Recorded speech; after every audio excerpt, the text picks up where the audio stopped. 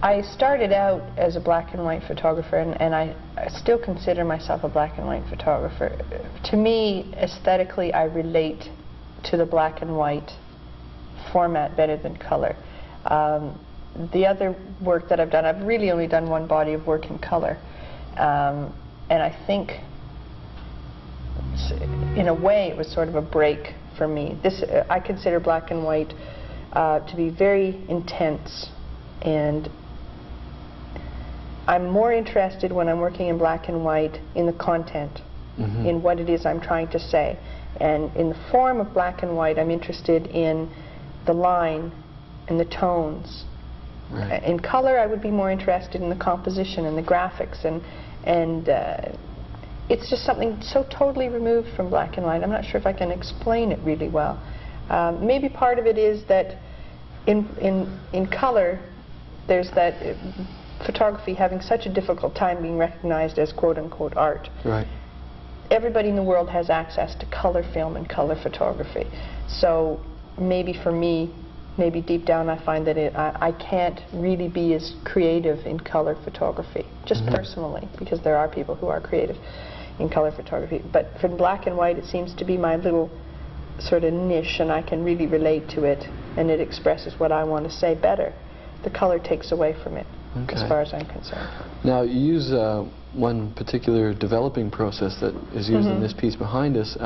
Maybe you can explain that process and why you chose it. Sure. This particular process is called Sabatier, and what happens technically is that when you are exposing a print and you take it over to the developer to develop it, you put it in the developer, and well, what I did, which is not exactly what you have to do, there are many variations as always. I took it out of the developer, I squeegeed the developer off so that it wouldn't leave any marks or bubbles. Anything that's left on the surface of the print will mark it in some way, so I squeegeed it off. And then I take it out of the developer, take it back to the enlarger, and re-expose it. So the paper is saturated with developer still. Right. I squeegeed off the surface, and then I take it back to the enlarger to re-expose it again without the negative in the enlarger, so that all it is just a light source that overall just sort of flashes it. So when you re-expose photo paper to a flash while it's developing, it starts to change from negative to positive, and it gives you really definitive lines, like these lines all along here, where there's a large contrast. This would have been bright white in a positive, and it flips to black. I see. And so you get all kinds of strange things happening, like the mask that forms over her face and things like that. And then you put it back in the developer after you've flashed it. Put it back in the developer, a far diluted developer. The first one would be about 1 to 2 developer to water, and the second developer would be about 1 to 10 or 15, so that it happens very slowly. It turns black, or then the lines appear, so that you have control over when to pull it out, so that you can visualize when it's got just the right effect, because it happens very quickly otherwise, and you know, it's totally black. Right. It's gone. Okay. Now, how does this particular technique useful in creating an image that possibly reflects, again, your mood and feelings? I think I use this particular technique because it's always struck me as being nightmarish. It creates all kinds of weird white lines and weird tones that you would never find in reality.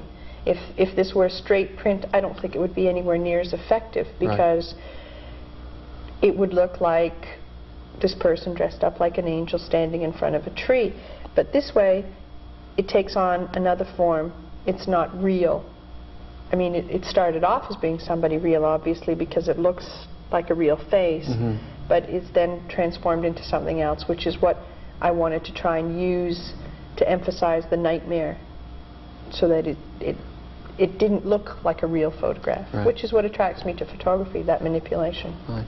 Now, there's another manipulation that takes place in a number of these pieces, and that's the hand coloring. Again, if you could explain the process behind hand coloring. Sure.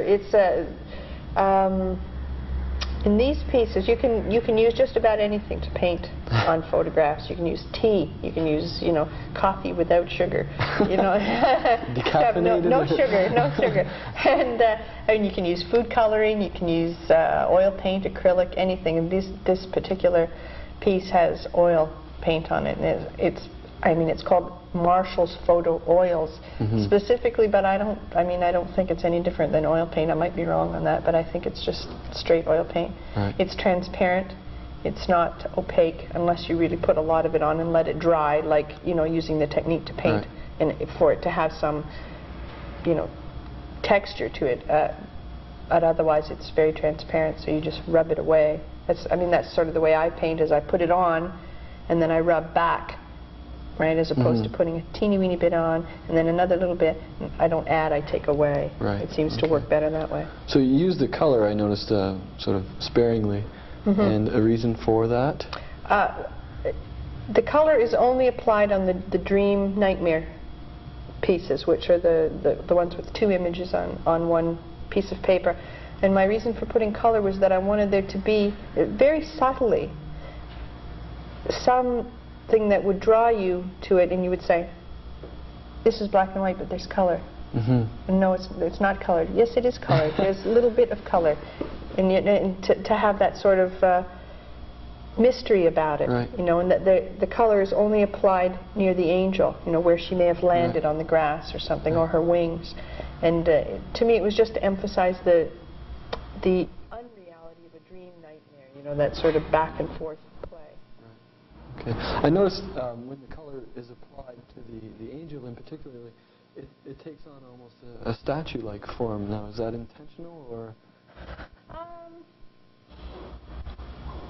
I don't know. I've never really given that much thought. I don't think I would have intentionally wanted her to look like a statue.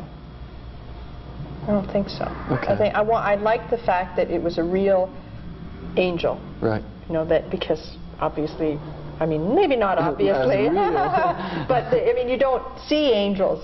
You don't find them in the forest. Exactly. So I wanted it to be real. That's part of the beauty of photography is that she's real. She existed. That she was there, and I tried to make her look as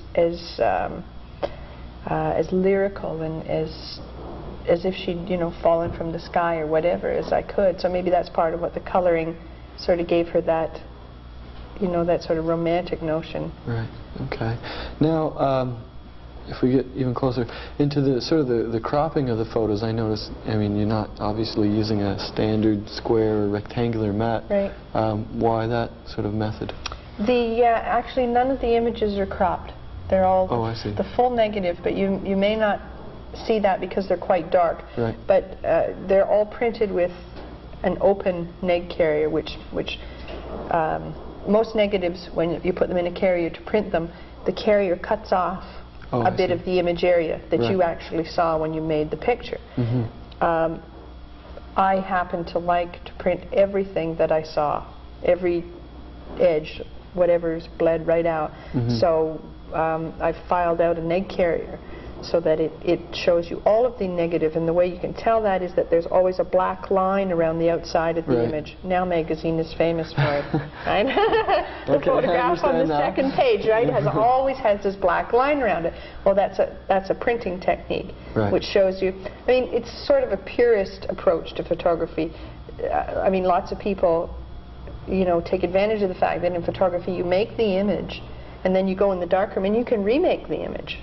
With cropping, you can change totally the feel of it by cutting out things that you don't want in there anymore, or cropping somebody's face like this and taking the head out and things like that. Right. So, some people consider that one of the advantages of photography. I personally like to print everything I saw because I think it happened at that moment.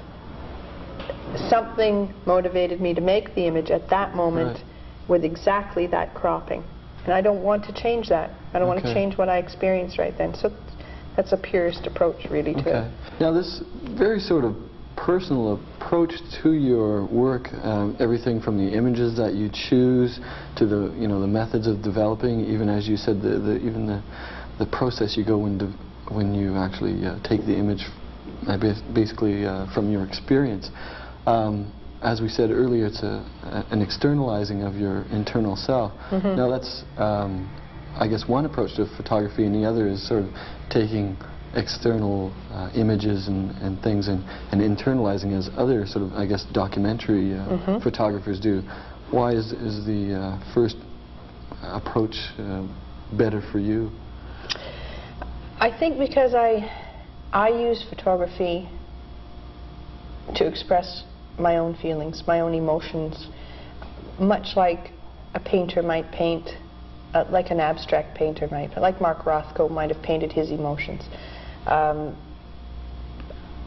It's not so much that I'm not interested in documentary photography, but it's not fulfilling to me.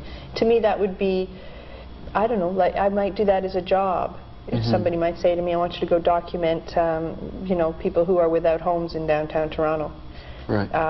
You know, and I would be interested in that, and I would do it, but it's not personal work, right? Because for me, I use photography to help me understand myself, like Duane Michals.